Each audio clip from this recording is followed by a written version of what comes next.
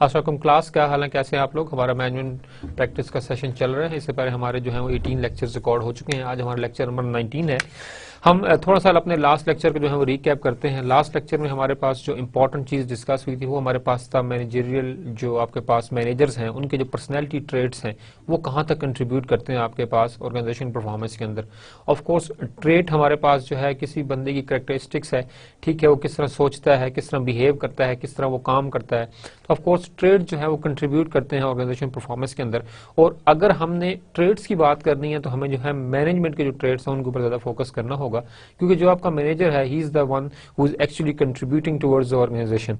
अब जब आपके पास जो मैनेजर है वही कंट्रीब्यूट नहीं करेगा तो आपके पास लोअर स्टाफ से आपके पास जो है वो कंट्रीब्यूशन एक्सपेक्ट नहीं की जा सकती। एक और इंपॉर्टेंट चीज हमारे पास ये है कि ऑल जो प्लानिंग है या जो भी आपके पास डिसीजन मेकिंग है वो सब की सब आपके पास हो रही है टॉप मैनेजमेंट के ऊपर, ठीक है। तो जब तक आपके पास टॉप मैनेजमेंट जो है उनके पर्सनैलिटी ट्रेट्स जो हैं वो प्रॉपरली नहीं होंगे और उनको अपने पर्सनैलिटी ट्रेट्स के बारे में अवेयरनेस नहीं होगी तो वो किस तरह से एक अच्छी स्ट्रेटजी बनाकर या एक अच्छा प्लान बनाकर उसको इंप्लीमेंट कर सकेंगे, ठीक है। तो ट्रेट्स ऑफ जो पर्सनैलिटी है उसमें हमने एक बात की थी, एक्सट्रोवर्जन हमारे पास है कि जो भी आपके पास मैनेजर है वो हमारे पास ओपननेस उसके अंदर होनी चाहिए, उसकी पर्सनैलिटी में फ्रेंडलीनेस आपके पास हो, ठीक है, वो आपके पास सोशल हो, ज्यादा लोगों से जो है इन कांटेक्ट हो। जितने ज्यादा this thing is already proven by the research that an extroversion manager can contribute better in the organisation performance. वो आपके पास किस तरह से कंट्रीब्यूट करता है परफॉर्मेंस के अंदर कि जितने आप ओपन होंगे, जितने आप सोशल होंगे, जितने आप फ्रेंडली होंगे, लोग आपके साथ जो है वो बात शेयर करेंगे, लोग आपके पास आएंगे, आपके पास शेयर करेंगे, ठीक है। एक आपके पास जो ओपिनियन है जो लोगों के वो आपके पास आना शुरू हो जाएंगे। लोग आपसे बात करते हुए जो है वो शाय नहीं होंगे, लोग आपके साथ बात करते हुए एक बहुत ज्यादा कॉन्फिडेंट होंगे। तो जितने ज्यादा आप एक स्ट्रेसफुल और एक क्रिटिकल किस्म के मैनेजर होंगे या एक कंफ्यूज्ड किस्म की पर्सनैलिटी होगी तो लोग क्या करेंगे, आपसे जो है वो दूर रहना शुरू कर देंगे, ठीक है।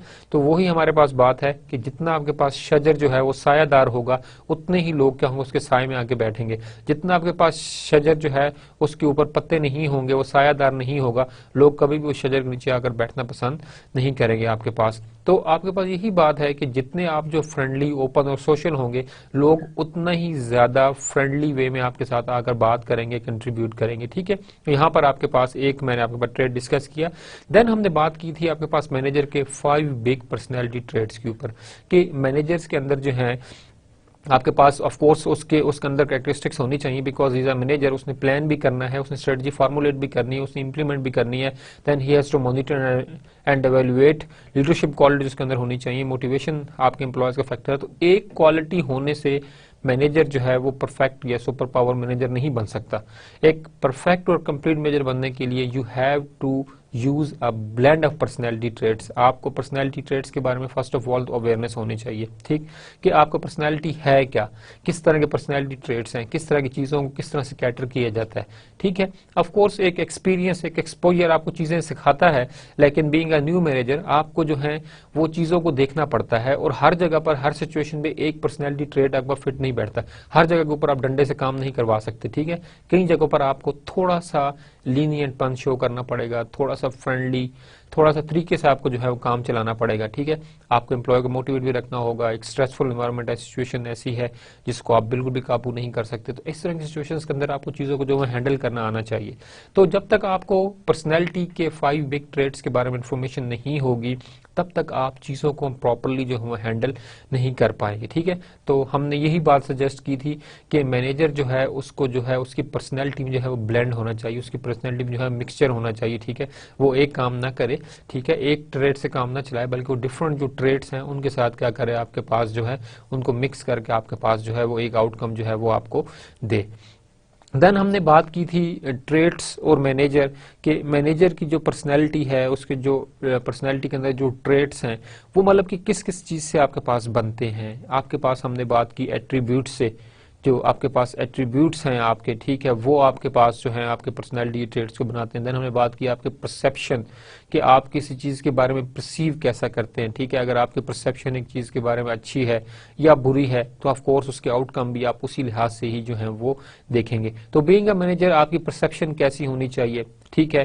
परसेप्शन के ऊपर बेस करते हुए आपने डिसीजन नहीं लेने, बल्कि आपने जो है वो इंफॉर्मेशन ओरिएंटेड डिसीजन लेने हैं, ठीक है। आपके जो इंफॉर्मेशनल रिसोर्सेज हैं वो ऑथेंटिक होने चाहिए। जो आपको इन्फॉर्मेशन दे रहा है उस इन्फॉर्मेशन को आप एटलीस्ट रीचेक करें, रीविजिट करें कि जो इन्फॉर्मेशन प्रोवाइडेड है वेदर इट इज ऑथेंटिक और नॉट ऑथेंटिक, ठीक है। अगर वो ऑथेंटिक इन्फॉर्मेशन है फिर तो क्या करें, मतलब कि आप ठीक है, फिर तो आप आगे चलें। अदरवाइज जो है आप जो है उस चीज़ को जो है वो प्रॉपरली जो है आप ऑफ कोर्स डिसीजन एटलीस्ट आप ना लें। डिसीजन आपका प्रॉपर और वेल इन्फॉर्म्ड होना उसका जरूरी है। देन हमने आपके पास बात की मूड्स की, कि जो आपका मूड है it's really matter a lot, ठीक है। जो एक मैनेजर है उसकी जो आउटलुक है, आउटलुक के साथ साथ जो उसका बात करने का तरीका है या उसका मूड है, it's really matters a lot. ये अच्छा खासा कंट्रीब्यूट करता है, ठीक है। अगर आपकी जो है वो शेप जो है, शेप की हम बात करें, अगर फॉर एग्जाम्पल एक आपकी आउटलुक है वो फनी है तो ऑफ कोर्स जो लोगों का रिस्पांस होगा वो आपके बारे में डिफरेंट होगा। बट आपकी एक आउटलुक सीरियस है और आप वाकई लगते हो कि ही समथिंग कंट्रीब्यूटिंग पर्सनैलिटी, तो लोगों की आपके बारे में जो राय है, जो बात करने का तरीका होगा वो बहुत ज़्यादा डिफरेंट हो जाएगा, ठीक है। लोग आपसे एक सीरियस मैटर और सीरियस एटीट्यूड के साथ जो है वो आपके साथ बात करेंगे। इसके साथ साथ जो आपकी वैल्यूज़ हैं, ठीक है, वो जो हैं बहुत ज़्यादा कंट्रीब्यूट करती हैं। अब वैल्यू, पर्सनल वैल्यूज़ जो हैं वो दो चीज़ों के ऊपर आपके पास डिपेंडेंट होती हैं। फर्स्ट ऑफ ऑल तो आपकी इंस्ट्रूमेंटल जो आपके है थिंकिंग है वो आपके पास इंस्ट्रूमेंटल थिंकिंग के आपके लॉन्ग लाइफ लर्निंग, जो लॉन्ग लाइफ ऑब्जेक्टिव्स हैं, जो गोल्स हैं वो क्या है। क्या लाइफ में कोई ऑब्जेक्टिव्स भी हैं या आपके ऑब्जेक्टिव्स नहीं है। क्या आपने कुछ अपना जो भी आप एक वर्कआउट कर रहे हैं क्या ये किसी गोल के साथ लिंक्ड है, ठीक है, या कि लिंक्ड नहीं है, ठीक है। तो जो आपके पास इंस्ट्रूमेंटल वैल्यूज हैं वो आपके पास जो है वो लिंक्ड होनी चाहिए, आपके पास किसी न किसी चीज के साथ, आउटकम के साथ कोई लिंक्ड हो, ठीक है। इंस्ट्रूमेंटल जो आपके पास वैल्यूज हैं, जो आपके गोल्स हैं वो हैं। और आपके पास जो दूसरी चीज है वो हमारे पास है, जो स्किल्स हैं, एबिलिटीज हैं आपकी, आप किस तरह से उन स्किल्स और एबिलिटी को यूज करते हैं कि आप अपने जो इंस्ट्रूमेंटल वैल्यूज है उनको आप अचीव कर पाए, जो लाइफ में गोल है उनको आप अचीव कर पाए। हमने आपसे एग्जाम्पल में बात की थी कि फॉर एग्जाम्पल आप एक डिग्री कर रहे हैं, तो डिग्री में अगर आप फॉर एग्जाम्पल हम मेडिकल की डिग्री की बात करेंगे, आपने मेडिकल कॉलेज में एडमिशन लेना है, तो आपकी जो इंस्ट्रूमेंटल वैल्यू है वो आपके पास क्या है कि मुझे 900 जो है वो स्कोर करना है ताकि मैं मेडिकल कॉलेज में एडमिशन ले लूं। So this is your instrumental value, कि आपने एक वैल्यू है, लेकिन उस 900 का जो स्कोर है, जो आपका टारगेट है, जो आपका गोल है, उसको अचीव करने के लिए you have to work hard, you have to input the extra efforts, आपको एक्स्ट्रा एफर्ट्स इनपुट देनी पड़ेगी, ठीक है। आपको अपने नॉलेज को अप टू डेट रखना पड़ेगा, आपको जो है वो सिर्फ रट्टे से काम नहीं चलाना होगा, बल्कि आपके पास जो है वो वाकया नॉलेज और इन्फॉर्मेशन होगी ताकि आप डिफरेंट तरह के एमसीक्यूज, डिफरेंट तरह की सिचुएशंस को आप हैंडल कर सकें, आप उनके क्वेश्चंस को जो है वो आंसर दे सकें। आजकल जो मोस्ट ऑफ द आपके पास सिलेबस है मेडिकल कॉलेजेस या आपके पास जो एफएससी लेवल पे बोर्ड्स हैं उनके अंदर जो है वो आपके पास एमसीक्यूज ज्यादा हैं। तो एमसीक्यूज में आपके पास जब तक एक नॉलेज नहीं होगा, जब तक आपके पास इंफॉर्मेशन नहीं होगी, आप चीज़ों के बारे में प्रॉपर स्टडी नहीं करेंगे, तब तक आप जो है उन चीज़ों को प्रॉपरली जो है वो पढ़ नहीं सकेंगे, ठीक है। तो आपके पास ये चीज़ें जो है बहुत ज़्यादा ज़रूरी हैं। तो हमने बात की पर्सनैलिटी ट्रेड्स की, फिर हमने 5 बिग ट्रेड्स देखे, फिर हमने मैनेजर्स देखे, उनके ट्रेड्स को हमने देखा। लेकिन एंड में मैं एक बात आपसे ज़रूर शेयर करना चाहूँगा कि आपका जो मैनेजर है उसके अंदर जो है वो एक ट्रेड नहीं होना चाहिए, बल्कि वो जो है मिक्स ट्रेड्स को यूज़ करें, अकॉर्डिंग टू द सिचुएशन जो है वो ट्रेड्स जो है उनको जो है मिक्स बनाएं, उनका ब्लेंड यूज करें। हर एक ट्रेड हर एक सिचुएशन पर फिक्स नहीं किया जा सकता, ठीक है। स्ट्रेस के अंदर अगर एक डॉक्टर है तो उसके जो है रिक्वायरमेंट डिफरेंट है ट्रेड्स की। आप अगर एक इंजीनियर हैं या आप अगर एक मैनेजर हैं तो आपकी जो ट्रेड्स हैं वो डिफरेंट है। हम एक ट्रेड को ये नहीं कह सकते ये ट्रेड इस जगह पर गलत है, नहीं। आप अगर स्ट्रेस के अंदर हॉस्पिटल में देखें तो वहां पर जो है वो सेटअप बहुत डिफरेंट होता है। वही अगर स्ट्रेस या वही डिजास्टर एक ऑर्गेनाइजेशन के अंदर आता है तो मैनेजेरियल जो पैटर्न है, जो डिसीजन मेकिंग तरीकाकार है वो बहुत ज्यादा डिफरेंट, ठीक है। आप ऑपरेशन थिएटर में खड़े, you have to take the decision and you have to take the decision, ठीक है। वहां पर आप मीटिंग या प्लानिंग नहीं कॉल कर सकते क्योंकि आपके पास लाइफ जो है वो ऑन स्टेक होती है। बट बीइंग अ मैनेजर मतलब आपको अनसर्टिनिटी में अपना पास्ट एक्सपीरियंस है, अपनी जजमेंटल नॉलेज है, आपके पास एक्सपर्ट्स हैं, कुछ भी आप करके आप जो है इंटरनली उस चीज को जो है वो सॉल्व कर सकते हैं। ठीक है, तो आपके पास कोई भी डिसीजन का कोई भी जो ट्रेड है वो गलत नहीं है, किसी भी ट्रेड के ऊपर डिसीजन लेना वो भी गलत नहीं है, लेकिन being a manager according to the situation you have to blend the different things. आपको चीज़ों को ब्लेंड करना है, आपको चीज़ों को जो है वो मिक्स करना है ताकि आप एक अच्छा डिसीजन जो है वो ले सके। जो हमारा आज का टॉपिक है वो हमारे पास है कैरियर डेवलपमेंट के ऊपर। ठीक है कि कैरियर डेवलपमेंट हमारे पास क्या है, कैरियर डेवलपमेंट की आपके पास जो स्टेजेस हैं वो कितनी हैं, फिर हम बात करेंगे कैरियर मैनेजमेंट आप अपने किस तरह कर सकते हैं। Then we should discuss about the stress and performance. We try to link that whether in stress you are more productive or stress is harmful for the performance of a person as well as for the organization. Then at the end we should discuss that how can we handle the managerial how can we handle the managing conflict और how can we manage the conflict, हम conflict किस तरह से manage कर सकते हैं। ठीक है, हम कैरियर डेवलपमेंट की बात करें तो फर्स्ट ऑफ ऑल हम बात करते हैं कैरियर की डेफिनेशन के ऊपर। Career sum total of the work related experience through a person's life. ठीक है, कैरियर आपके पास के sum total of the work related experience, जो आपका वर्क रिलेटेड एक्सपीरियंस है थ्रू एक लाइफ स्पैन के अंदर जो आपने फॉर एग्जांपल आप एजुकेशन में थे तो आपका एजुकेशन रिलेटेड कैरियर एक्सपीरियंस क्या रहा। ठीक है, तो वो एजुकेशन का एक्सपीरियंस, बट कैरियर आपके पास क्या वर्क रिलेटेड एक्सपीरियंस, जब आपने जॉब ज्वाइन की तब से लेकर अब तक आपका वर्क रिलेटेड एक्सपीरियंस एक लाइफ के अंदर वो कितना, that thing is called career. हमारे पास कैरियर की 3 टाइप्स हैं। First of all we discuss about the linear career, then we study about the steady state career and then we discuss about the spiral career. आपके पास तीनों phases हैं, आप career की कौन से फेज के अंदर है या आप कैरियर को किस तरह से लेकर चलते हैं। First of all we should discuss about the linear career. जो हमारे पास लीनियर कैरियर है उसमें हम बात करते हैं कि person move through a sequence of job of higher level. You started from the basic pay scale and then you just upgraded 1 2 3 4 5 6 अब whatever it is, जहां से आपने 17 से स्टार्ट किया, आपने बेसिक पे स्केल 17 से आपने स्टार्ट किया, 18 19 20 आप जिस तरह से ऊपर ऊपर जा रहे हैं तो आप अपग्रेड कर रहे हैं, तो that thing is called linear career progress. ठीक है, can build different experience in the different positions. Of course grade 17 18 19 20 आपको डिफरेंट पोस्ट डिफरेंट टास्क आपको दिए जाते हैं, तो आपका काम यही है कि आप जो है किस तरह से इन चीज को करते हैं।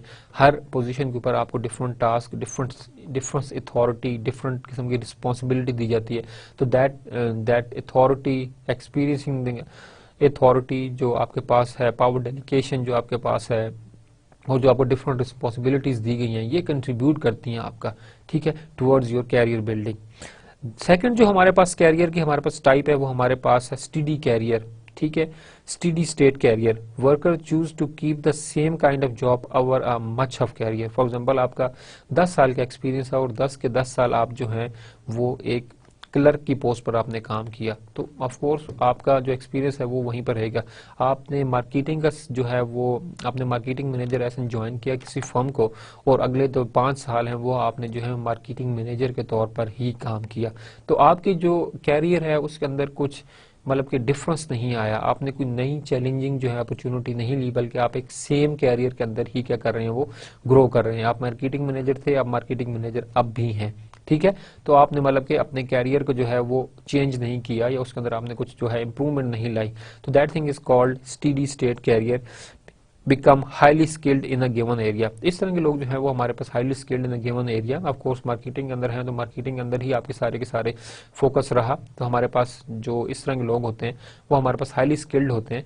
क्यों? क्यों उनके पास जो है वो डिफरेंट रिस्पॉन्सिबिलिटीज नहीं होती, बल्कि एक रिस्पॉन्सिबिलिटी होती है और एक के अंदर ही वो क्या करते हैं अपनी पावर को एक्सरसाइज करते हैं और उनकी तमाम जो भी एक्सपीरियंस है वो उस एक ही एरिया के अंदर जो है उनका वो होता है। Spiral career, worker holds fundamentally different jobs that still build on each other.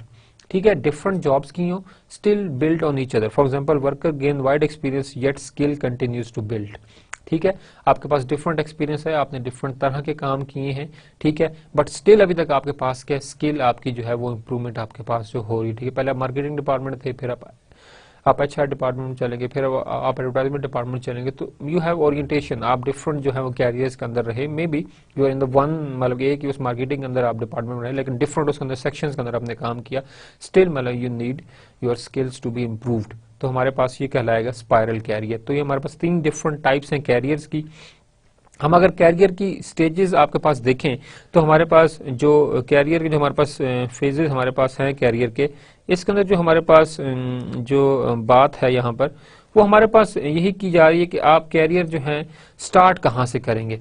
First of all तो आप काम करने के काबिल हों कि मैं अब रेडी फॉर एग्जाम्पल आपने ग्रेजुएशन की, नाउ जो है आप वो जॉब के लिए अप्लाई कर सकते हैं, जॉब की रिक्वायरमेंट्स हैं वो आप मीट करते हैं, तो अब आप क्या कर रहे हैं, अब आप जॉब के लिए जो है वो क्या है वो आप रेडी हैं। First of all preparation for the work, secondly you have organisational entry, आपने जो रिक्वायरमेंट्स थी वो पूरी की, आपने टेस्ट पास किए, आपने सारी चीजें अपनी एडजस्ट कर ली, अब आप क्या कर रहे हैं, आप एक ऑर्गेनाइजेशन के अंदर जो है वो इंटर होने जा रहे हैं, ठीक है।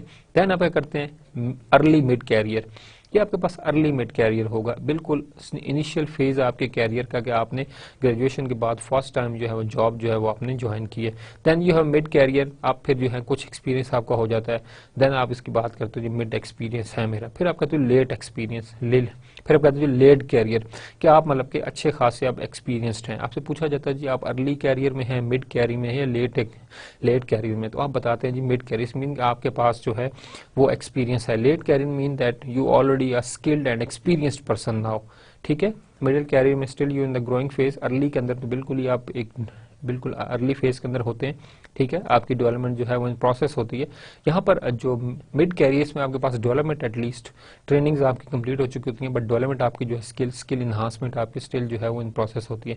बट लेट कैरियर में you considered as an experienced, कि आप एक्सपीरियंस्ड हो, आपके कैरियर के अंदर जो है वो बहुत ज़्यादा जो है वो वास्ट जो है वो तजर्बा है और नॉलेज है आपके पास उस चीज़ का।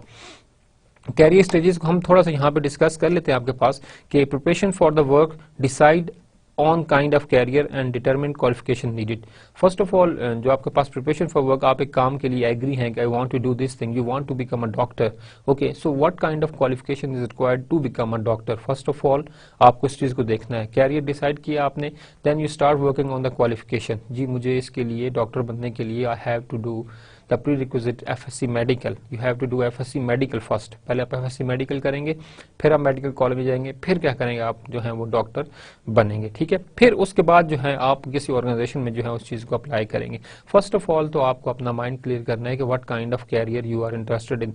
You are doing BSc engineering, you are doing BBA, it's mean that you are looking for some managerial post, whether it is a marketing manager, whether it is a finance manager, depend on your specialization की जो भी आप and पे specialisation लेंगे, whether you are looking for the operation manager post, आप जो कुछ भी बनना चाहते हैं, first of all you decide that, and उस कैरियर के लिए किस किस्म की जो क्वालिफिकेशन है वो रिक्वायर्ड है, ठीक है। उस क्वालिफिकेशन के मुताबिक फिर आप क्या करते हैं, चीजों को जो है वो अपने पास जो है वो देखते हैं। Organisational entry, find a first job, आप ऑर्गेनाइजेशन इंटरव्यू में क्या करते हैं कि फाइंड अ फर्स्ट जॉब, आप सबसे पहले जो है वो जॉब के लिए अप्लाई करते हैं। Manager usually start in a functional area first, being a manager first of all जो फंक्शनल आपका यूनिट है, जो आपके पास लोअर लेवल ऑफ मैनेजमेंट है, ठीक है। अर्ली कैरियर जो आपके पास है वो हमेशा जो है फंक्शनल यूनिट से होता है, because you are in the learning phase, और आपको पता होना चाहिए कि फंक्शनल लेवल के ऊपर क्या क्या काम होते हैं और वो चीज़ें किस किस तरह से आपके पास जो है वो की जाती हैं। Then with time you being promoted as a manager, क्योंकि आपको लोअर लेवल का पता है कि यहाँ पे किस तरह से निज़ाम चलता है, कौन कौन सी स्किल रिक्वायर्ड हैं, किस तरह के रिसोर्सेज चाहिए होते हैं, ताकि जब आप टॉप पोजीशन पे अपने जो है लेट कैरियर मिड कैरियर में जाएं तो you have idea about the functional unit, आपको फंक्शनल यूनिट के बारे में जो है वो पता होना चाहिए। That's why always manager start their career from the functional level.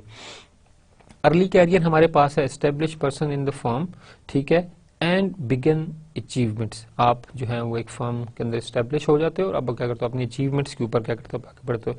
Worker learns firm value and duties, firm की वैल्यूज क्या हैं, फर्म्स का नॉर्म कल्चर क्या है, क्या क्या ड्यूटीज है, क्या रिस्पॉन्सिबिलिटीज हैं, किन चीज़ों को करना जरूरी है, किन चीज़ों को करना मना है, किन चीज़ों के लिए मैं रिस्पॉन्सिबल हूँ और किस चीज़ों के लिए मुझे जो है वो केयरफुल रहना है, ठीक है। वैल्यूज एंड ड्यूटीज इनको आपने ध्यान से देखना है।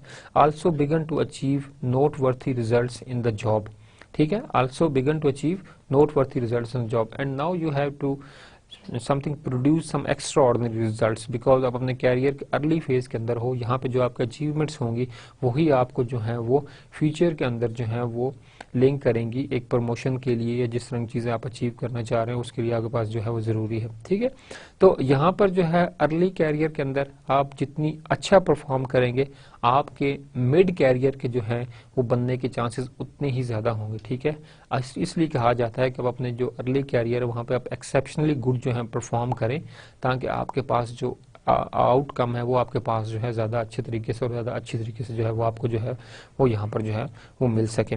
Workers try to stand out as a good performer, you always be a good performer. ठीक है, अगर अर्ली फेज के अंदर आप एक अच्छे परफॉर्मर होंगे तो managers they always have expectation that he is a good worker, he will also produce a good result at a middle being a at his mid career as well as in his late career. तो जो एक अच्छे performer होते हैं उन्हीं को हमेशा जो है वो ऊपर जो है वो लेकर जाया जाता है। ठीक है, if you are not a good performer तो आप जो है ऊपर कैसे जाएंगे। तो आपके पास यहाँ पर कैरियर जो है अर्ली कैरियर के अंदर जो है you really have to work hard, you have to contribute. आप जितना अच्छा कंट्रीब्यूट करेंगे उतना ही अच्छे तरीके से आपके पास क्या होगा, आपका मिड कैरियर जो है वो सिक्योर होगा। और ऑफ कोर्स जो आपका अर्ली कैरियर है यहाँ पर जो आपके बॉसेज हैं they are now at their mid career और in their late career, they are the one who are actually in the promotion board. ठीक है, जब आप प्रमोशन के लिए अप्लाई करते हो they are the one who are there, वो वहाँ पे सामने होते हैं, पता होता है कि बंदा कैसा है, किस तरह की इसकी परफॉर्मेंस और ये क्या चीज़ आउटकम दे रहा है।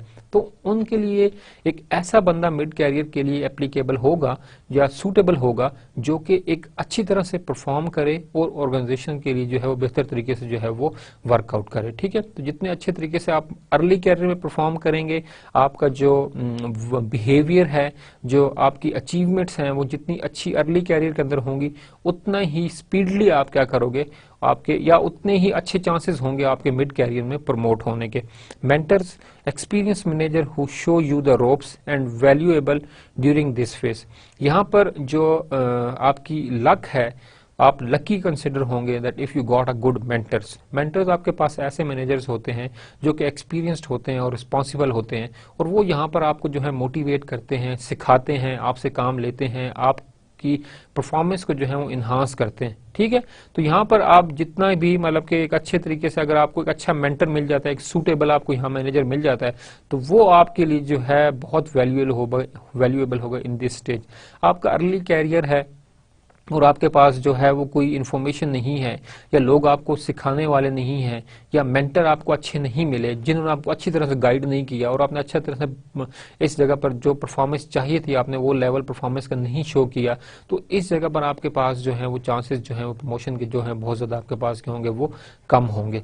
अगर इस जगह पर आपको एक वैल्यूएबल और अच्छा मेंटर मिल जाता है तो that thing is really contributing towards your future career. ठीक है, तो अच्छे मेंटर का मिलना ऑफ कोर्स इट्स लक, बल्कि ऑर्गेनाइजेशन के अंदर इस तरह के हमारे पास मेंटर्स जो हैं हर वक्त अवेलेबल होते हैं जो कि इस जगह आपको सपोर्ट करते हैं आपके अर्ली कैरियर के अंदर। क्योंकि यहाँ पर अर्ली कैरियर के अंदर जो आपके पास मैनेजमेंट होती है, जो मैनेजर्स होते हैं, जो मेंटर्स होते हैं, they are actually looking for the suitable client for their replacement. जो आगे उन्होंने उससे आगे प्रमोट होना और आपने उनकी रिप्लेसमेंट करनी है। So they are actually looking for the trustworthy person जिन पर ट्रस्ट किया जा सके यहाँ पर अर्ली कैरियर बिड के अंदर, ताकि वो निज़ाम को चला सके जिसको मतलब के ताकि मेंटर्स जो है वो आपके पास लेट कैरियर में शिफ्ट होंगे और आप अर्ली से जो है वो मिड कैरियर के अंदर आएंगे। So there is a rope, of course आपके पास चेन है, हिरार्की है कैरियर के अंदर डेवलपमेंट की। आपके पास कैरियर्स के अंदर हमारे पास मिड कैरियर्स हैं, usually have been in the workforce 20 to 35 years. इस रेंज के अंदर जो है आप मिड कैरियर तक पहुंच जाते हैं। ठीक है,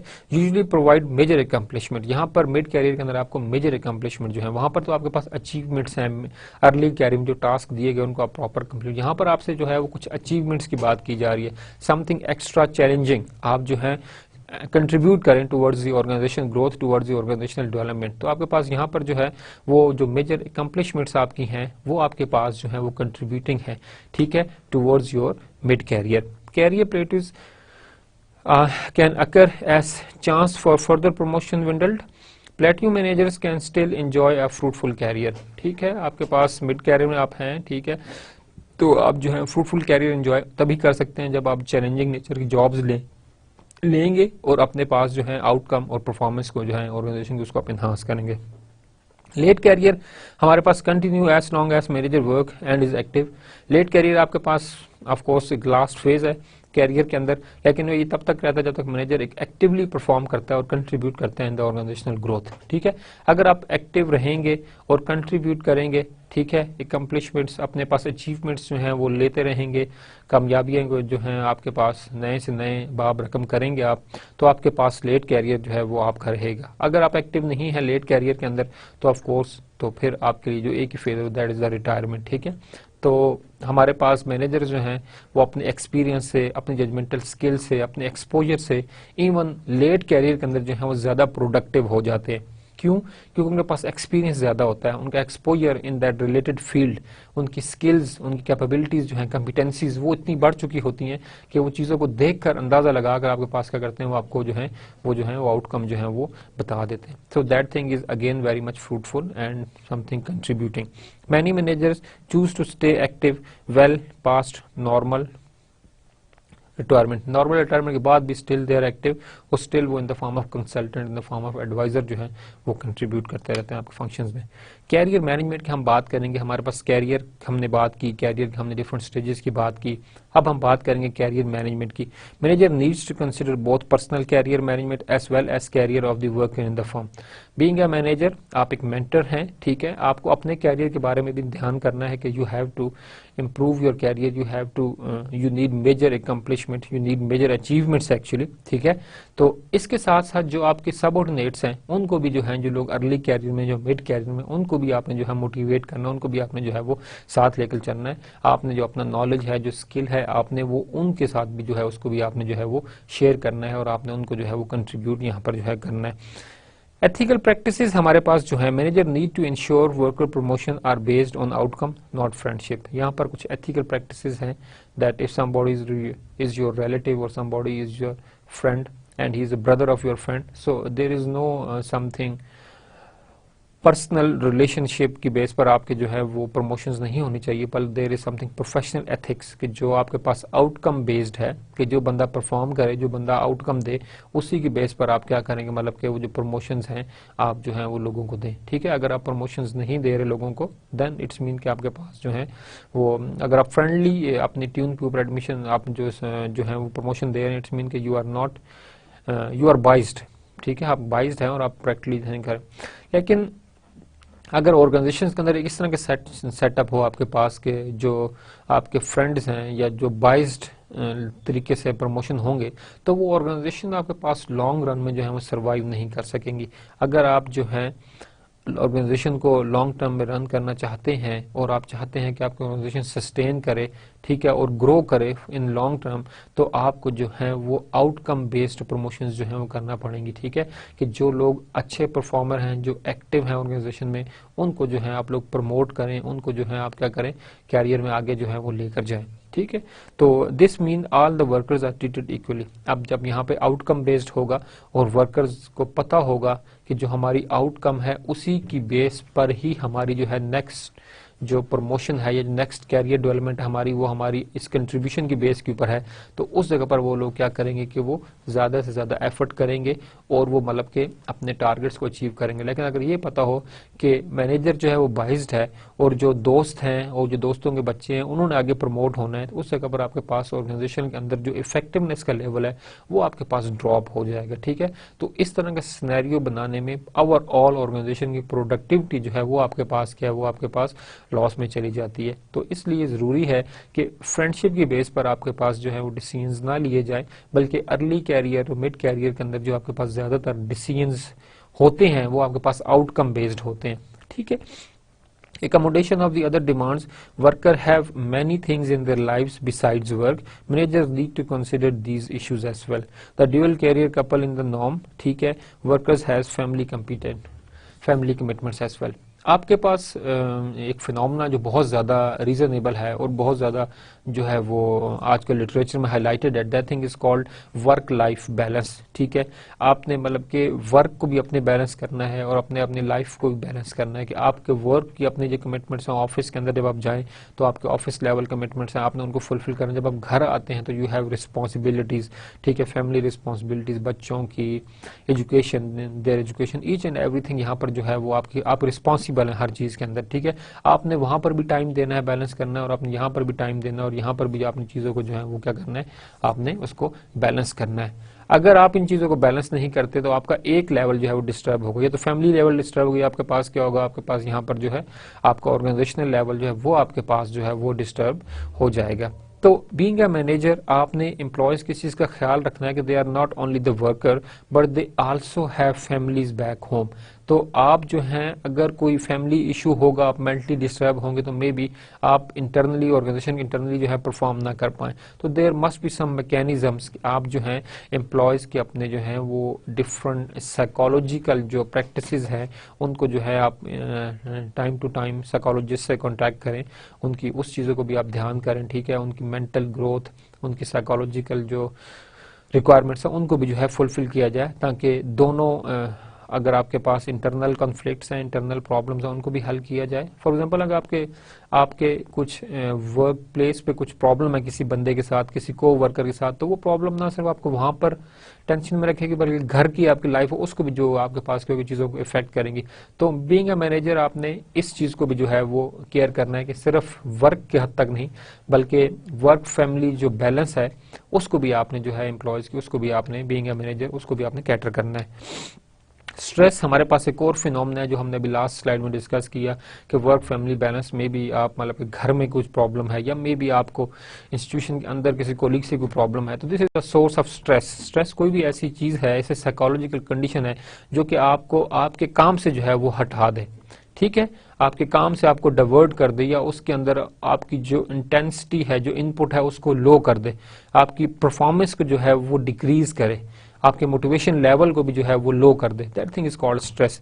results, stress results when people face important opportunity, when people face important opportunity or threats they are uncertain that are handled। आपके पास कोई इंपॉर्टेंट अपॉर्चुनिटी के एकदम से उभर आना या कोई थ्रेट्स ऐसी हैं, ठीक है, दैट फंक्शन अनसर्टन, जिनका फंक्शन अनसर्टन हो, अनएक्सपेक्टेड रिजल्ट देने के हो, ठीक है, तो वो हमारे पास स्ट्रेस का सोर्स होगा। Manager always face stress, manager almost face stress. Manager जो हैं वो सिर्फ जो है ऑर्गेनाइजेशन चला नहीं रही होते, प्लान करते हैं, इम्प्लीमेंट करते हैं। आपके पास डिफरेंट फंक्शंस हैं जो उनको हैंडल करते हैं। उनको सिर्फ ऑर्गेनाइजेशन के अंदर प्लानिंग नहीं करनी बल्कि उनके पास जो है एम्प्लॉयज़ के जो कॉन्फ्लिक्ट हैं उनको हैंडल करना है। जैसे हमने बात की वर्क फैमिली लाइफ बैलेंस, उसको आपने देखना है, आपने फाइनेंस डिपार्टमेंट को भी देखना है, आपने जो है कंस्ट्रक्शन चल रही तो आपने उसको भी देखना है, आपने जो है वो ओवरऑल ऑर्गेनाइजेशन की प्रोडक्टिविटी है, परफॉर्मेंस है, मोटिवेशन लेवल है, हर चीज़ को आपने जो है बैलेंस करना है। तो manager being at the top उनके पास डिफरेंट रिस्पॉन्सिबिलिटीज होती हैं, उन्होंने हर चीज़ को जो है वो आंसर करना होता है। तो यहाँ पर जो है उनकी जो रेपुटेशन है या यहाँ पर आप कह लेंगे उनकी जो रिस्पॉन्सिबिलिटी है वो बहुत ज़्यादा होती है और दैट्स वाई मतलब दे आर इन स्ट्रेस। आपके ज़िम्मे एक काम है, you are only accountable for that specific task और आपने उसकी आउटकम देनी है। But manager being a CEO या being at the top position उसके पास एक काम नहीं होता बल्कि ओवरऑल फंक्शनल यूनिट का वो हेड होता है और उस ओवरऑल फंक्शनल यूनिट में जितने बंदे हैं, जितनी मशीनरी है, जो प्रोडक्टिविटी लेवल है, ठीक है, उन तमाम को जो है उसने आंसरेबल होता है, उसको उसने जो है वो उसका वो अकाउंटेबल होता है। तो यहाँ पर जो स्ट्रेस लेवल आपके पास जितनी रिस्पॉन्सिबिलिटी बढ़ती है आपके पास स्ट्रेस लेवल उतना ही आपके पास क्या होता है, इंक्रीज हो जाता है, because you are accountable for the authority you are being provided. तो यहाँ पर आपके पास डिफरेंट चीजें आपके पास होती हैं। यहाँ पर आपके पास जो स्ट्रेस के रीजन हो सकते हैं, आपके पास साइकोलॉजिकल इश्यूज हैं, stress can results in sleep problem, आपके पास हेडेक है, अदर इश्यूज हैं। इसके अंदर आपके पास long term level of stress can results in heart attack and blood pressure. अगर आपके पास स्ट्रेस जो है वो सस्टेन रहे, एक लॉन्ग टर्म में आपके पास स्ट्रेस रहेगा तो वो आपके पास जो है हार्ट अटैक या हाई ब्लड प्रेशर, ये दोनों में से एक चीज आपके पास जो है इनका जो है वो सोर्स आपके पास बन सकता है। Different people exercise stress differently. आपके पास स्ट्रेस तो आपके पास है ही है, ठीक है, लेकिन डिफरेंट लोगों को डिफरेंट तरीके का जो है, डिफरेंट लोग उसको डिफरेंट तरीके से क्या करते हैं आपके पास उसको एक्सपीरियंस करते हैं, ठीक है। कुछ लोग जो हैं स्ट्रेस में प्रोडक्टिव हो जाते हैं, कुछ लोग जो हैं स्ट्रेस में बिल्कुल ही आपके पास मोटिवेशन लेवल लो और वो बिल्कुल डिप्रेशन में चले जाते हैं आपके पास, ठीक है। कुछ आपके पास स्ट्रेस में कॉमा में चले जाता है, डिफरेंट एक पैटर्न है स्ट्रेस के अंदर जो है लोग जिस तरह से बिहेव करते हैं। आपके पास जो आपके पास साइकोलॉजिकल इश्यूज हैं उनमें stress can result in bad moods, anger, nervousness, आपके पास ये साइकोलॉजिकल इसके इश्यूज हैं। Can result in lower work output and frustration, आप फ्रस्ट्रेटेड रहेंगे, आपका वर्क जो है वो वर्क प्रोडक्टिविटी लेवल आपका लो हो जाएगा। Behavioural issue, stress can actually enhance job performance as well as impart it, ठीक है। आप behavioural issue stress enhance job performance, stress can actually enhance job performance as well as impair it, ठीक है। आपके पास stress जैसा मैंने कहा कि बिहेवियरल, अगर आपके बिहेवियर स्ट्रेस जो है वो आपके लिए प्रोडक्टिव भी हो सकता है, ठीक है। स्ट्रेस ऑफ कोर्स साइकोलॉजिकली मतलब कि इफेक्ट भी कर सकता है आपके मूड को, वैल्यूज को, लेकिन मोस्ट ऑफ द टाइम मतलब कि लाइक हम पाकिस्तानी हैं, हमें जब कोई काम मिलता है बीइंग ए स्टूडेंट, आप अपने आप को देख लें कि एंड पे आप जो ज्यादा प्रोडक्टिव, जो कोर्स आपने पूरे 6 महीने नहीं पढ़ा होता, सेमेस्टर में आप कवर नहीं करते, वो आखिरी 2 दिनों में उस कोर्स को पूरे को जो है वो बिल्कुल बुक बाय वर्ड आप उसको पढ़ डालते हैं, वो स्ट्रेस जो है आपके लिए प्रोडक्टिव होता है। This is again a behavioural issues जो आपके पास हैं वो आपके पास हैं। अगर आप स्ट्रेस और परफॉर्मेंस का चार्ट देखें तो आपको ये पता चलेगा कि आपके पास अगर स्ट्रेस जो है वो लो है तो परफॉर्मेंस आपके पास जो है वो भी आपके पास क्या है वो भी लो है। बट जो आपके पास एक स्ट्रेस, पॉजिटिव स्ट्रेस आपके पास रहता है तो आपके पास परफॉर्मेंस का लेवल आपके पास क्या है वो हाई है। स्ट्रेस है बट प्रोडक्टिव स्ट्रेस है तो आपके पास परफॉर्मेंस क्या होगी वो आपके पास देखें हाई है। एट द एंड जो आपका स्ट्रेस जो है वो नेगेटिव उस डायरेक्शन में जाना शुरू कर देता है तो वहां पर आपके पास जो परफॉर्मेंस है वो आपके पास क्या लो होगी, because here stress is high but performance is low, ठीक है। तो आपके पास अब स्ट्रेस के अंदर में देखा आपके पास 2 टाइप्स आपको यहां पर मिली, एक हमने कहा पॉजिटिव स्ट्रेस, एक हमारे पास है negative stress. Positive stress is the one which is contributing, जो क्या करता है कंट्रीब्यूट करता है आपके पास, और नेगेटिव स्ट्रेस आपके पास वो है जो कि कंट्रीब्यूट आपके पास नहीं करता। सोर्सेज ऑफ स्ट्रेस हमारे पास डिफरेंट हमारे पास सोर्सेज हैं स्ट्रेस के। आप ऑन जॉब हैं, बीइंग अ मैनेजर आपको डिफरेंट चीजों को कैटर करना पड़ता है, so you have to look into these matters as well कि कौन कौन से ऐसे सोर्सेज हैं जो कि एम्प्लॉय के अंदर जो है वो स्ट्रेस जो है वो इंट्रोड्यूस करते हैं या स्ट्रेस का जो है वो बाइस आपके पास बनते हैं। जो हमारे पास बेसिक सोर्स है स्ट्रेस का वो हमारे पास है रोल कॉन्फ्लिक्ट, ठीक है। रोल कॉन्फ्लिक्ट हमारे पास क्या results from conflict between managerial roles, ठीक है। कि आपके पास मैनेजेरियल के जो रोल्स हैं, जो आपको रोल्स दिए गए हैं उनके अंदर जो है आपके पास conflict results from conflict between managerial roles. For example आप जो है वो मार्केटिंग मैनेजर हैं, आपको दे दिया जाता है कि आपने जो है अकाउंटिंग डिपार्टमेंट को जो है उसके इश्यूज को देखना है। अब being a marketing manager accounting departments के बारे में आपको हाउ नाउ नहीं है कि how they work, how these ratios actually work, how to something measure the firm performance through this financial ratios, आपको नहीं पता कि ये किस तरह से वर्क करती हैं। अब यहाँ पर आपके पास रोल कॉन्फ्लिक्ट है, ठीक है, कि आपको जो टास्क दिया गया है वो आपकी स्किल और आपकी कॉम्पिटेंसी से क्या है वो इन लाइन नहीं है, वो उससे बिल्कुल भी मैच नहीं करते। जब ऐसा आपके पास होगा तो आपके पास क्या होगा कि रोल कॉन्फ्लिक्ट आपके पास जो है वो आपके पास यहाँ पर जो है वो आएगा। Conflict can results when managers want to present a problem with the firm but still want to present firm in a different possible light, ठीक है। conflict can results when managers want to present a problem with the firm but still want to present firm in best possible light. role overload, manager have too many duties and activities, of course एक manager को organisation में different decisions लेने पड़ते हैं और different decisions के लिए उसको क्या करना पड़ता है कि डिफरेंट जो है वो रोल्स जो है वो उनको जो है वो करने पड़ते हैं। Most managers have several roles but they can become overpowering, ठीक है। बहुत से मैनेजर के पास डिफरेंट रोल्स होंगे, जब डिफरेंट रोल्स होंगे तो हर रोल की अपनी एक पावर है, एक अथॉरिटी है, ठीक है। तो ओवर पावरिंग हमारे पास होगा, डिफरेंट रोल्स होंगे एक मैनेजर के पास, तो आपके पास ओवर पावरिंग का जो कंसेप्ट है वो यहाँ पर जो है आपके पास आएगा कि एक मैनेजर डिफरेंट किस्म की पावर्स जो है वो एक्सरसाइज आपके पास ऑर्गेनाइजेशन में जो है वो कर रहा है। Coping with the stress, of course हमने देखा कि हमारे पास स्ट्रेस जो है वो एक फिनोमेना है जो आपके पास फिजियोलॉजिकल साइकोलॉजिकल बिहेवियरल इश्यूज जो हैं इसको लीड करता है। एंड आपके पास स्ट्रेस अगर एक प्रोडक्टिव लेवल तक है, पॉजिटिव है, then it is good, it is contributing. But अगर आपके पास स्ट्रेस जो है वो प्रोडक्टिव नहीं है, अगर कंट्रीब्यूटिंग नहीं है, तो इस केस के अंदर आपके पास जो स्ट्रेस है वो आपके पास जो है वो फ्रूटफुल नहीं रहेगा, बल्कि एक ऑर्गेनाइजेशन के लिए as well as for the member, दोनों के लिए आपके पास जो है वो एक हार्मफुल आपके पास होगा। तो आपके पास कोपिंग एंड स्ट्रेस के हम बात कर रहे हैं कि problem focused action taken to directly deal with the stress, emotion focused action taken to deal with the stressful feelings.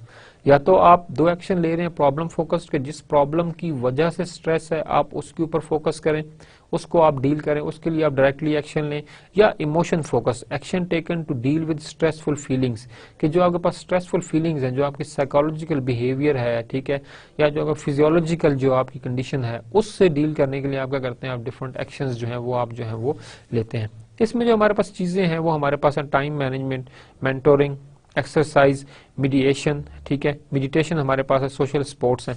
आप किस तरह से स्ट्रेस से जो है वो जान छुड़ा सकते हैं। There are different practices organisations के अंदर। आमतौर पर आपके पास ये कंसल्टेंट्स होते हैं, ठीक है, फिजियोलॉजी, हमारे पास साइकोलॉजिस्ट होते हैं जो कि उस फिनोमेना को जिसकी वजह से स्ट्रेस है, फर्स्ट ऑफ ऑल उस प्रॉब्लम को जो है वो लोग जो है आइडेंटिफाई करते हैं, ठीक है, कि प्रॉब्लम किस वजह से है। First of all once they identified the problem, फिर वो उस प्रॉब्लम के जो रीजन है वो फाइंड करते हैं कि ये प्रॉब्लम किस वजह से आया, ठीक है। वो स्टेप बाय स्टेप क्या करते हैं कि उस जो भी स्ट्रेस की रीजन है उसको जो है पहले फाइंड आउट करते हैं, उसको सॉर्ट करते हैं, और फिर क्या करते हैं, मतलब डिफरेंट आपके पास साइकोलॉजिकल स्ट्रेटजीज हैं जो कि स्ट्रेस को ओवरकम करते हैं, उनको जो है वो इन प्रैक्टिस लाते हैं और फिर क्या करते हैं, उसको जो है यूज करते हैं आपके पास। तो इसमें जो हमारे पास पहली स्ट्रेटजी है हमारे पास time management, allow people to accomplish more with the less wasted time, ठीक है। आप टाइम मैनेजमेंट करें कि जिस टाइम के अंदर आप ज्यादा प्रोडक्टिव हैं आप उस टाइम के अंदर जो है वो काम करें। प्रोडक्शन आपके पास जो हाई होना चाहिए, बट आपके पास टाइम जो आपके पास है मिनिमम होना चाहिए। इसके अंदर आपके पास ये आमतौर पे इस तरह होता है, स्टूडेंट्स के अंदर एक चीज प्रॉब्लम आमतौर पे होती है कि टाइम आपके पास कम होता है, जो कोर्स आपके पास जो है वो ज्यादा होता है। So always students are in stress के how can we something fulfil this task, हम अब इस काम को किस तरह कंप्लीट करेंगे। आपके पास कोर्स इतना ज्यादा है, पेपर फॉर एग्जाम्पल होते हैं, पेपर आपके पास एकदम पेपर आपको होते हैं, एक पेपर फिर दूसरा पेपर फिर तीसरा पेपर, छुट्टियां बीच में बहुत कम होती हैं, जबकि पूरे का पूरा आपने बुक पूरी की पूरी आपने जो है कवर करनी होती है। तो this is the this called the time management. Of course वो एक स्ट्रेस होता है, एक प्रेशर होता है आपके पास एग्जाम्स का, उसके अंदर आपके पास जो टाइम मैनेजमेंट है, this is one of the best practice कि आप उस स्ट्रेस को जो है ओवरकम जो है वो कर सकते हैं। आप अपने टाइम स्लॉट्स को डिवाइड करें according to the task, according to the chapters, और फिर उस लिहाज से क्या करें, अपने टाइम को आप जो है वो मैनेज करें, फिर आप जो है इजीली जो है वो कंट्रीब्यूट कर सकते हैं, या आप अपने स्ट्रेस के लेवल को जो है वो मिनिमाइज कर सकते हैं। Mentoring, mentor shows how to deal with the stress, ठीक है। मेंटर्स आपके पास ऑर्गेनाइजेशन में जो मैनेजर्स होते हैं, या आपके पास डिफरेंट साइकोलॉजिस्ट होते हैं जो कि मेंटर के तौर पर एक्ट करते हैं, जो आपको बताते हैं कि जिस सिचुएशन के अंदर है अगर आप ये वाली एक्सरसाइज करें या ये वाली स्ट्रेटजी अप्लाई करें तो आप इस स्ट्रेस से जो है वो निकल सकते हैं, ठीक है। तो मेंटर्स जो है यहाँ पर आपकी हेल्प करते हैं आपके जो है वो स्ट्रेस को जो है वो लो डाउन करने में। Exercise can reduce stressful feelings. इसके साथ साथ जो हमारे पास साइकोलॉजिस्ट हैं, जो फिजियोथेरेपिस्ट हैं, हमारे पास ये डॉक्टर्स हैं, वो डिफरेंट किस्म की जो एक्सरसाइज हैं वो जो है बताते हैं कि आप ये वाली एक्सरसाइज अगर आप करें और अगर आप इन एक्सरसाइज में रेगुलर रहें तो आप अपने जो स्ट्रेस के लेवल है उसको आप मिनिमाइज कर सकते हैं, या उस स्ट्रेस को आप क्या कर सकते हैं, वो ओवरकम जो है वो कर सकते हैं। तो जितना आपका स्ट्रेस का लेवल जो है वो मिनिमाइज होगा, आप उतने ज़्यादा जो है वो प्रोडक्टिव होंगे। तो डिफरेंट किस्म के आपके पास मतलब कि आप डिफरेंट किस्म के एक्सरसाइजेज देख सकते हैं यूट्यूब के ऊपर, या आप अपने साइकोलॉजिस्ट से, अपने डॉक्टर से मिल के आप जो है वो डिफरेंट किस्म के जो है एक्सरसाइज प्लान्स अपने लिए डेवलप कर सकते हैं, ताकि आप क्या कर सकेंगे, अपने जो बॉडी है उसको फ्लो को आप जो है वो मेंटेन रख सकें, ब्लड फ्लो को, अपनी एनर्जी को, अपने फैट्स को, उनको लेवल को बैलेंस करना आपके लिए बहुत ज़्यादा जो है वो ज़रूरी है यहाँ पर। तो एक्सरसाइज भी आपके लिए एक सोर्स है आपकी स्ट्रेस को जो है वो कम करने में। फिर हमारे पास है meditation, put current cares aside. Meditation आपके पास एक एक्सरसाइज ही है जिसमें आप जो है वो मराकबा का एक कंसेप्ट है, मेडिटेट करना, ठीक है, कि आप सब चीजें एक साइड पे करके और आप जो है बिल्कुल सुकून की हालत में जो है वो चले जाते हैं। That thing is called mediate. ठीक है, अगर आप कभी भी कोशिश करें, अगर आप मराकबा करना चाहते हैं, ये तो एक पूरी एक साइंस है मराकबा, मेडिटेशन एक पूरी की पूरी फुल फ्लेज साइंस है। ठीक है, इसके ऊपर एक्सपीरियंस, इसको करने के लिए एक्सपीरियंस भी चाहिए, बट इसके कोई हार्मफुल इफेक्ट्स आपके पास नहीं है।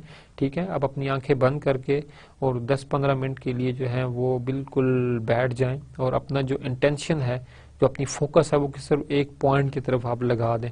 ठीक है, लाइक फॉर एग्जांपल नमाज भी एक किस्म के आपके पास मेडिटेशन ही है। जब आप नमाज पढ़ते हैं तो आप अपनी तमाम की तमाम तवज्जो जो है वो किस तरफ कर देते हैं, अपने रब की तरफ कर देते हैं। तो नमाज भी आपके पास एक मेडिटेशन एक्सरसाइज है। तो मुस्लिम्स के लिए तो अल्हम्दुलिल्लाह वी हैव 5 प्रेयर्स, तो हम तो वक्त में 5 दिन में 5 दफ़ा अल्लाह ताला का जो है वो नमाज पढ़ते हैं। अगर हम एक पॉइंट पे कंसंट्रेट करें और हमारा ध्यान सिर्फ हो कि हम अल्लाह के लिए नमाज पढ़ रहे हैं और अल्लाह हमें देख रहा है, और बाकी तमाम दुनिया से हम जो है सेट डिसाइड अपने आप को खुद को बिल्कुल साइड पर कर दें खुद को, तो this is a source of meditation. आपने इबादत भी की, आपको सवाब भी मिला, आपने खुशू जो नमाज की जो रिक्वायरमेंट थी वो भी आपने पूरी की, और एक और जो आपके पास फायदा हुआ कि आप जो स्ट्रेस था आपका वो ओवरकम हुआ। देखें कि मुस्लिम्स के लिए कितने सारे बेनिफिट हैं, कि नमाज के अंदर भी इतने बेनिफिट हैं कि लोग मेडिटेट करते हैं बाहर आपके पास, बट हम बीइंग अ मुस्लिम, हम नमाज पढ़ते हैं तो वो हमारी सवाब के साथ साथ, बंदगी के साथ साथ वो हमारे पास मेडिटेशन भी आपके पास है, कि आपके पास एक स्ट्रेस जो कि दुनिया के अंदर मतलब के 60+ 70+% आपके पास लोगों के अंदर स्ट्रेस का लेवल है। बीइंग अ मुस्लिम हम नमाज पढ़ते हैं और हमारा स्ट्रेस लेवल जो बिल्कुल खत्म हो जाता है। बट नमाज ही होनी चाहिए। आप नमाज अल्लाह के लिए पढ़ें और आपकी इंटेंशन सिर्फ अल्लाह की तरफ हो, ध्यान अल्लाह की तरफ हो, फोकस्ड आप होंगे, देन इट इज़ अ मतलब कि आपके पास वो एक अच्छा कंट्रीब्यूटिंग होगी हर एंड, दुनिया में भी आखिरत में भी कंट्रीब्यूट करेगा। Social support can come from family, friends and other workers. जो आपके दोस्त हैं, जो आपके फैमिली फ्रेंड्स हैं, वर्कर्स हैं, वो आपके पास क्या करते हैं, वो आपके पास यहाँ पर सोशल सपोर्ट के तौर पर क्या करते हैं, वो कंट्रीब्यूट करते हैं। ठीक है, जितनी ज़्यादा आपके पास सोशल सपोर्ट आपको मिलेगी, ठीक है, उतनी ही ज़्यादा आपके पास क्या हूँ स्ट्रेस में। ठीक है, आपके पास कोलीग्स हैं, आपके पास कोई मसला है, आप किसी से अपने कोलीग से डिस्कस करते हैं, शेयर करते हैं, तो आपके पास क्या होता है, आप हल्के हो जाते हैं ज़रा। तो जो सोशल सपोर्ट है फ्रॉम योर फैमिली मेम्बर्स, ठीक है, फैमिली मेंबर्स के या आपके जो दोस्त हैं उनकी तरफ से जो आपको सोशल सपोर्ट मिलती है, वो भी आपके पास स्ट्रेस को रिलीफ करने में बहुत ज़्यादा जो है कंट्रीब्यूटिंग फैक्टर होती है। Then we should discuss about the organisational conflict. Organisation के अंदर कॉन्फ्लिक्ट्स होते हैं क्योंकि ह्यूमन बीइंग या मशीन्स नहीं होती, तो ह्यूमंस के दरमियान जो है कुछ ना कुछ जो है वो, आप ज़रूरी नहीं है कि आप हर चीज़ के ऊपर आप एग्री होंगे, जो भी डिसीजन लीजिए आप उस पर एग्री हों। ठीक है, some time you may resist के ये जो चीज़ है इस तरह से नहीं, इस तरह से होनी चाहिए। तो ये जो रेजिस्टेंस है, जो एक थिंकिंग के अंदर चेंज है, जो आपका एक थॉट्स हैं वो दूसरों से डिफरेंट है, then it is a source of conflict. Organisation conflict the discord that arises when goals, interest और values of different individual groups are incompatible. ठीक है, इनकम्पेटेबल है वो, एंड दोज पीपल ब्लॉक और thwart each others effort to achieve their own objectives. अब आपके पास organisations के अंदर एक टर्म यूज होते हैं, ऑर्गेनाइजेशनल पॉलिटिक्स। अब ये कब अराइज होगी आपके पास, कि जब आपके पास आपके जो आइडियाज हैं या जो आपकी थॉट्स हैं, the way you are actually working, people may disagree with that. जब एक डिसएग्रीमेंट आएगा किसी चीज के ऊपर, ठीक है, या डिसएग्रीमेंट ऑन सम इशू, किसी इशू के ऊपर, किसी सिचुएशन के ऊपर आएगा, तो वो आपके पास क्या होगा कि वो आपके पास कॉन्फ्लिक्ट का सोर्स बनेगा। क्योंकि जब आपके पास कॉन्फ्लिक्ट आएगा तो उस वक्त आपके पास ऑर्गेनाइजेशन में ग्रुप्स बन जाएंगे। उस वक्त एक ग्रुप वो होगा जो, फॉर एग्जांपल हम ये बात करें कि आप जो है वो टेक्नोलॉजी के अंदर चेंज लाना चाहते हैं, आप एक ऑटोमेशन लाना चाहते हैं ऑर्गेनाइजेशन के अंदर, तो मे बी उस ऑटोमेशन के अंदर कुछ लोग may be agree for that, yes this is good thing, we should introduce this thing in the organisation. लेकिन कुछ दफा आपके पास ये होगा कि आपके पास कुछ लोग जो होंगे वो एग्री नहीं होंगे। ठीक है, तो जो एग्री नहीं आपके पास होंगे वो आपके पास ऑफ कोर्स अपोजिशन होगी, और कुछ आपके पास जो होंगे आपके फेवर में होंगे। ठीक है, तो यहाँ पर जब दो पार्टीज डिफरेंट बनेगी तो हर पार्टी अपने ऑब्जेक्टिव्स को अचीव करने की कोशिश करेगी बाय ऑल मींस। ठीक है, वेदर एग्रीड और नॉट एग्रीड, दोनों एंड में आपके पास, तो यहाँ पर आपके पास दो डिफरेंट धड़े बन जाते हैं, तो आपके पास क्या होता है, कॉन्फ्लिक्ट जनरेट होता है। ठीक है, conflict on some issue, on some situation, on some practical problem, whatever it is, आपके पास जो है जब डिफरेंट ऑब्जेक्टिव्स होंगे तो हर बंदा अपने मीन्स यूज करेगा उन ऑब्जेक्टिव्स को यूज करने के लिए, और जब अपने अपने ऑब्जेक्टिव्स होंगे तो जो ऑर्गेनाइजेशन गोल है वो एक साइड पर रह जाएगा, लोग अपने जो सेटअप में जो है वो आपके पास लग जाएंगे। The effect of control on the organisational performance, अब थोड़ी सी ये एक बहुत इंपॉर्टेंट थिंग है कि whether conflict has effect on the performance, ये क्वेश्चन है। Yes, conflict has impact on the organisational performance. जब आपके पास कन्फ्लिक्ट होगा तो जो लोग एक डायरेक्शन में काम कर रहे थे अब वो डिफरेंट डायरेक्शन में काम करने लगे, ठीक है। पहले आप एक डायरेक्शन में चलकर एक चीज अचीव कर रहे थे, अब दो बंदे डिफरेंट डायरेक्शन में करके चीज वो ही अचीव करेंगे, बट रिसोर्सेज, टाइम, एनर्जी आपके पास एक्स्ट्रा और एक अनडायरेक्शनल है, अब वो डायरेक्शन उनकी जो आपके पास क्या है वो चेंज हो गई है। जब आप पहले मिलकर काम कर रहे थे तो आपके पास जो थे वो ज्यादा इफेक्टिवली और तेजी से काम हो रहा था। अब आपके पास जब डाइवर्जन आई है तो अब आपके पास उस डाइवर्जन से आपके पास टाइम, एनर्जीज आपके पास जो है वो आपके पास डिवाइड हो गई हैं और डिफरेंट टास्क और डिफरेंट उन चीजों पर डिवाइड हो गई है। उस जगह पर शायद फिर आप जो है वो प्रोडक्टिविटी लेवल आपका जो है वो लो होगा। और ऑफ कोर्स अगर आपकी जो फॉर एग्जांपल ऑब्जेक्टिव्स हैं वो ऑर्गेनाइजेशन ऑब्जेक्टिव से डिफरेंट हो जाते हैं तो फिर जो है ऑफ कोर्स परफॉर्मेंस जो है वो आपके पास लो होगी। Too little conflict cause performance to suffer, कि आपके पास यहाँ पर परफॉर्मेंस का जो लेवल है, कन्फ्लिक्ट लेवल जो आपके पास लो है तो परफॉर्मेंस भी आपके पास जो है वो लो है, ठीक है। टू लिटिल, अगर लोगों के दरमियान कन्फ्लिक्ट है और वो कुछ इतना हाई लेवल का कन्फ्लिक्ट नहीं तो वो प्रोडक्टिव नहीं होगा। एक और थोड़ी सी बात मैं आपसे यहाँ पे शेयर करता चलूँ कि ऑर्गेनाइजेशन मोस्टली जो है वो कन्फ्लिक्ट जनरेट करती हैं। कन्फ्लिक्ट मीन हमारे पास ये है कि कन्फ्लिक्ट नहीं कि लड़ाइयाँ कराती हैं लोगों के दरमियान, ऐसा नहीं होता। हमारे पास ऐसा होता है कि कोई टॉपिक होता है, कोई इशू होता है, उसके दरमियान लोगों के अंदर डिस्कशन कराई जाती है। जब डिस्कशन आपके पास होती है तो आपके पास डिफरेंट आइडियाज आते हैं। आइडियाज हमेशा ऑलवेज अल्टरनेटिव डिसीजन आपके पास होते हैं, जो अल्टरनेट डिसीजन ऑर्गेनाइजेशन लेने आपके पास वो होते हैं। तो एक सिचुएशन के जब आपने डिफरेंट आइडियाज या डिफरेंट डिसीजन या डिफरेंट सोल्यूशंस आपने जनरेट करने हो तो उसलिए फिर आप क्या करते हैं कि दो ग्रुप्स के दरमियान क्या कराते हैं आप, मतलब कि डिस्कशन जो है वो जनरेट करते हैं। ये डिस्कशन जो है ये हेल्प करती है आपको किस चीज के अंदर आपके डिफरेंट आइडियाज जो है सॉर्ट करने में, ठीक है। तो हमारे पास जब हमारे पास डिस्कशन नहीं होगी तब आपके पास कॉन्फ्लिक्ट लो होगा और आपके पास परफॉर्मेंस भी लो होगी। और एक लेवल के ऊपर जब आपके पास जो optimum level of conflict lead to the effective decision making and high performance. अब जब आपके पास डिस्कशन है, फ्रूटफुल अल्टरनेटिव्स हैं, सजेशंस हैं आपके पास, तो वहां पर आपके पास क्या होगा कि लेवल ऑफ कॉन्फ्लिक्ट में भी हाई होगा लेकिन वहां परफॉर्मेंस भी आपका हाई होगी। Too much conflict cause performance to suffer, जब आपके पास इतना ज्यादा कॉन्फ्लिक्ट आ जाए, इतने ज्यादा आपके पास जो है इनकंसिस्टेंसीज आ जाए या इन डिफरेंसेज आपके पास आ जाए तो वो आपके पास भी रिस्क है, ठीक है। वो आपके पास रिस्क है और रिस्क के साथ साथ आपके पास ये है कि वो आपके पास कंट्रीब्यूट नहीं करेगा टुवर्ड्स ऑर्गेनाइजेशन परफॉर्मेंस। उसकी रीजन आपके पास ये है कि आपके पास स्ट्रेस इतना, आपके पास कन्फ्लिक्ट इतना बढ़ चुका है कि अब वो क्राइसिस के फॉर्म में आ गए, ठीक है। तो आपके पास जब क्राइसिस होंगे ऑर्गेनाइजेशन के अंदर तो आपके पास कभी भी जो है वो परफॉर्मेंस जो है वो इनहांस नहीं हो सकती, ठीक है। तो ज्यादा कन्फ्लिक्ट भी जरूरी नहीं है, कन्फ्लिक्ट हो बट मॉडरेट लेवल का कन्फ्लिक्ट आपके पास हो तो आपके पास इट्स प्रोडक्टिव। जो हमारे पास कन्फ्लिक्ट्स की डिफरेंट टाइप्स हैं वो हमारे पास चार हैं। First of all we have intra personal conflict, then we have interpersonal conflict, intra-group conflict, inter-group conflict and inter-organizational conflict। हमारे पास जो ऑर्गेनाइजेशनल कॉन्फ्लिक्ट की सोर्सेज हैं वो हमारे पास, थोड़ा सा मैं इसको आपको बताता चलूं। हमारे पास के जो इंटरपर्सनल कॉन्फ्लिक्ट है वो ह्यूमन का इंटरनल कॉन्फ्लिक्ट है। फॉर एग्जांपल आप कुछ काम कर रहे हैं, आप उससे सेटिस्फाइड नहीं है तो आपका इंटरपर्सनल कॉन्फ्लिक्ट है, इंटरनल आपका कॉन्फ्लिक्ट है। आप साइकोलॉजिकली जो काम दिया गया आप उससे जो है मुतमईन नहीं है। इंट्रा ग्रुप कॉन्फ्लिक्ट, आपके पास दो ग्रुप है और उन दो ग्रुप्स के दरमियान किसी चीज के ऊपर जो है कॉन्फ्लिक्ट है, मे बी आपके पास जो है टर्म्स ऑफ एग्रीमेंट या कुछ इशू है, कुछ डिसीजन है उन पे उनका एग्रीमेंट नहीं है, ठीक है। टर्म्स एंड कंडीशंस हैं उन पे उनका एग्रीमेंट नहीं है, तो जो दो ग्रुप्स के दरमियान में आपके पास कॉन्फ्लिक्ट होगा that thing is called inter group conflict.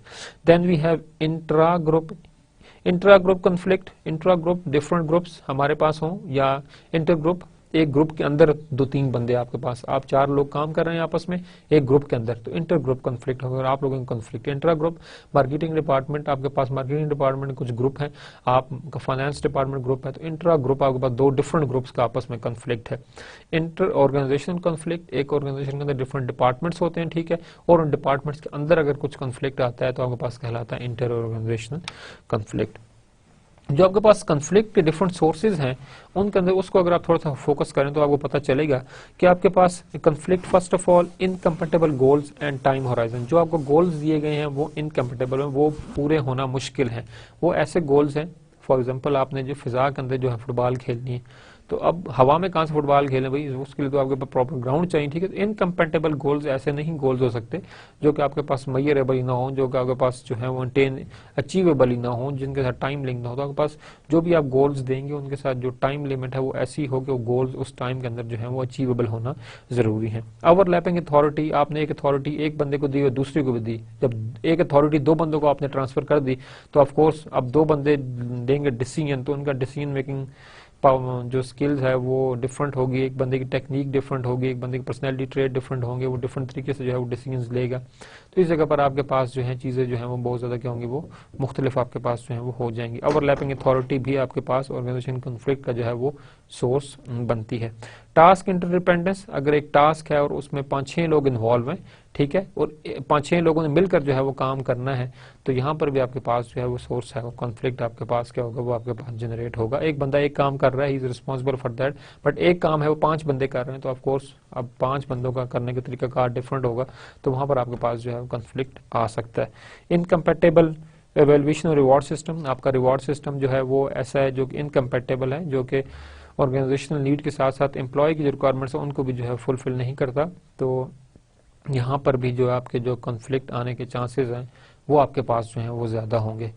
Scarce resources, आपके पास रिसोर्सेज जो हैं वो कंप्लीट नहीं है, आपने जो टास्क अपने एम्प्लॉयज़ को दिए हैं उसके लिए जो रिसोर्सेज रिक्वायर्ड हैं वो आपके पास ऑर्गेनाइजेशन में इंटरनली अवेलेबल नहीं है, इसलिए स्केर्स रिसोर्सेज भी आपके पास जो है वो एक किस्म का कन्फ्लिक्ट हो सकता है। एक डिपार्टमेंट वो रिसोर्सेज यूज़ कर रहा है, दूसरे को रिक्वायर है, बट पहला डिपार्टमेंट अपना काम खत्म करेगा तो वो रिसोर्सेज आपको ट्रांसफर कर सकता है, अदरवाइज तो वो नहीं करेगा अपनी टास्क इनकम्प्लीट छोड़कर।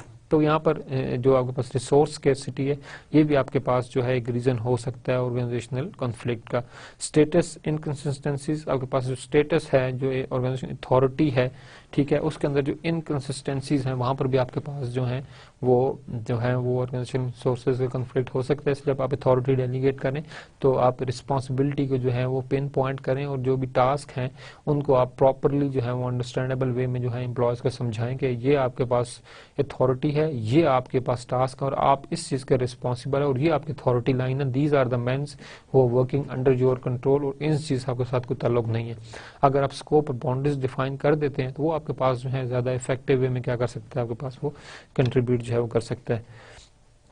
Top 4 causes of the organisational conflict, जो हमारे पास 4 मेन कॉजेज है हमारे पास ऑर्गेनाइजेशनल कॉन्फ्लिक्ट की, हमारे पास वो है conflict has bad reputation, most often conflict is associated with raised voices, ठीक है, heated debates and high frustration. Of course ये आपके पास 4 चीजें हैं जो कि एक कन्फ्लिक्ट पता चलता है कि ऑर्गेनाइजेशन के अंदर जो है वो कन्फ्लिक्ट जो है वो जनरेट हो चुके हैं। फर्स्ट ऑफ ऑल हमारे पास पर्सनैलिटी डिफरेंसेस, हमारे पास जिस तरह बात की कि एक ह्यूमन बॉडी या जो एक ह्यूमन पर्सनैलिटी है उसके अपने ट्रेट्स होते हैं। अब जहाँ पर जो पर्सनैलिटी है इसका डिफरेंस जो है वो actually difference in the traits, the way you behave, the way you think, ठीक है, the way you implement the thing, ठीक है, the way you idealise the thing, आपके पास जो तरीकाकार है, जो परसेप्शन आपके, एटीट्यूड है, वैल्यू और नॉर्म्स आपके, ये सारे के सारी चीजें आपके पर्सनैलिटी का पार्ट है, ठीक है, और वो आपका mood for example another thing, आपकी कंट्रीब्यूटिंग फैक्टर आपके पास यहाँ पर।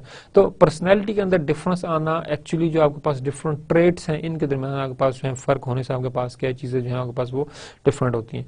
The work place bring together a wide array of personalities, जब आपके पास एक काम है तो nowadays organisation they are focusing on the diversification, कि आपके पास डिफरेंट किस्म की वर्क फोर्स हो, डिफरेंट किस्म की क्वालिटीज या डिफरेंट किस्म के स्किल्स के लोग एक जगह पर हमारे पास काम हो।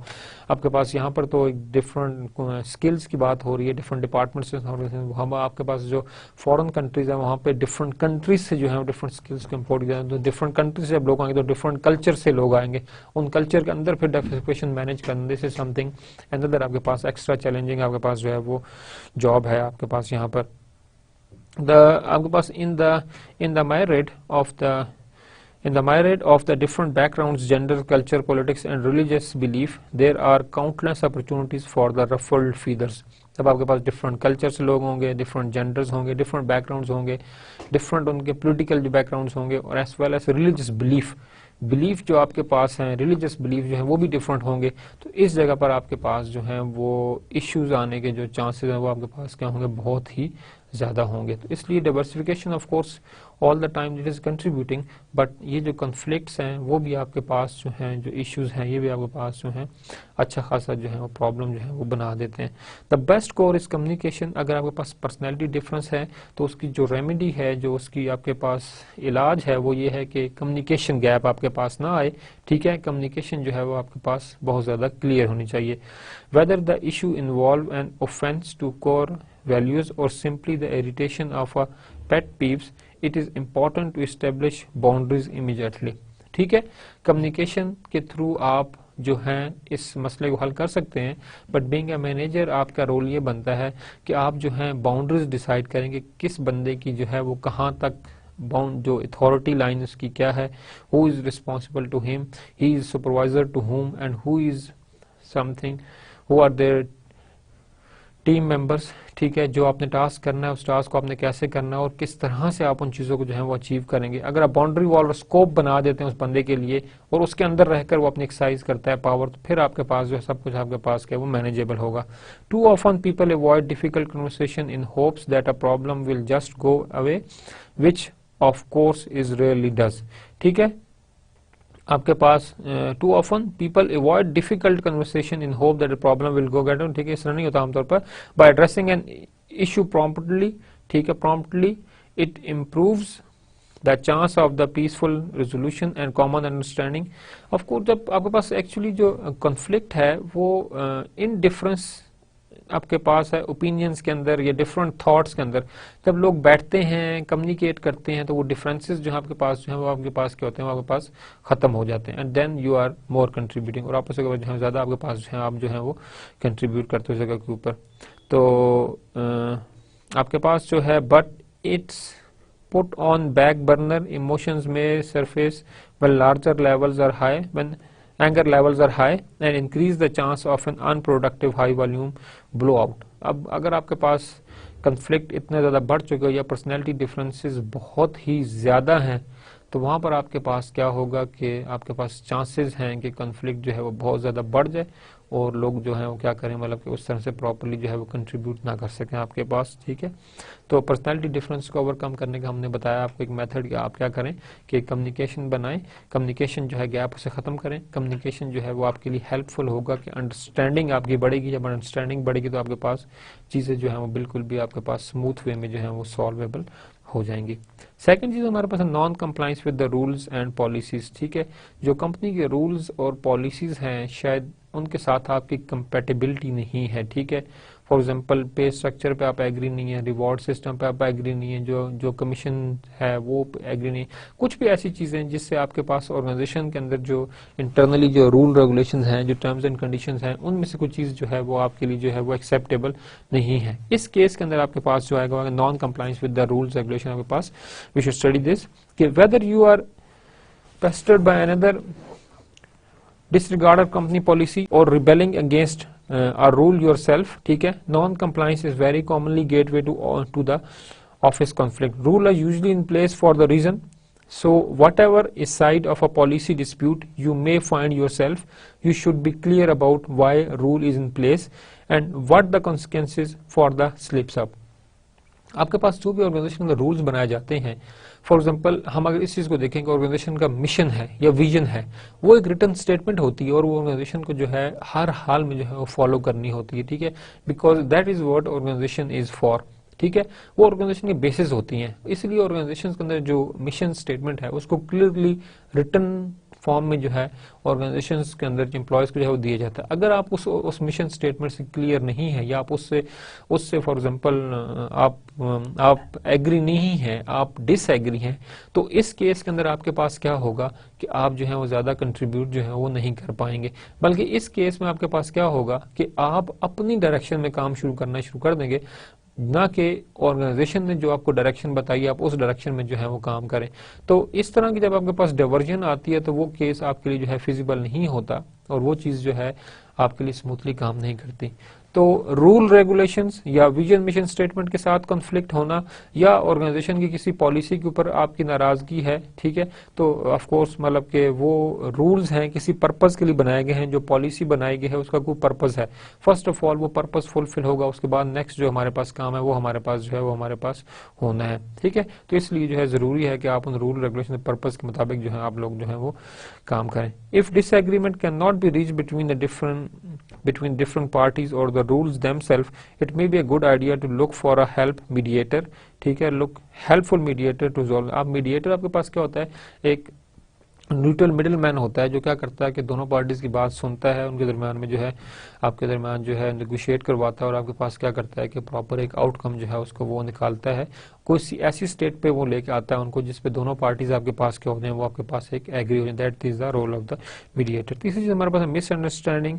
बाउच communication is one of the top reason for conflict in and out of the office. A gateway to proactively decrease the potential for crossed wire is to employ effective listening technique. For example, give full attention, ध्यान से सुने जो बात बताई जा रही है, be genuinely interested, ठीक है, इंटरेस्ट आप उसके अंदर हो, catch non verbal messages, non verbal messages उनको भी आप देखें, पैराफ्रेज करेंगे, जो चीज है उसको अपनी मीनिंग में आप जो है वो ढालें कि जो चीज है हमारे पास ये किस तरह से है और हम इसको किस तरह से आगे जो है एक्सटेंड कर सकते हैं, ठीक है, इन चीजों को आपने देखना है। बट जो भी मीनिंग आप उससे निकाल रहे हैं, अपने एक रूल है, एक पॉलिसी है, उसको आपने अंडरस्टैंड किया और जो आप उससे मीनिंग निकाल रहे हैं वो मीनिंग वही चीज कन्वे करें जो कि ऑर्गेनाइजेशन की रिक्वायरमेंट है, ना कि आप अपने उसको जो है सेंसेस अपनी मीनिंग में जो है उनको आप ढालें। And collaborate of course to co-integrate with the worker, co-integrate with your colleagues. This is another contributing factor. Keeping thorough record of the communication may be safety net when dealing with the frequent miscommunication। अगर उसका आप record रखते हैं कि हमारे दरमियान बात हुई थी और हमने इस चीज़ पे एग्री किया था, तो ये रिकॉर्ड जो है मिसकम्युनिकेशन से इन फ्यूचर जो है वो बचने के लिए जो है वो बहुत ज़्यादा ज़रूरी है। Competition, sometimes quotas and incentive can make it easy to forget the big picture, ठीक है, कोटाज रख दें आप या इंसेंटिव स्कीम रख दें किसी चीज़ के लिए तो वो आपके पास एक बड़े कॉन्फ्लिक्ट से बचने के सोर्स होते हैं। We stop seeing others as team member and start to see them as competitor. हमें जब भी देखना, हम कॉन्फ्लिक्ट यहीं पे आएगा जब आप दूसरे को टीम मेंबर ना लें बल्कि उनको अपना कंपटीटर आप लें।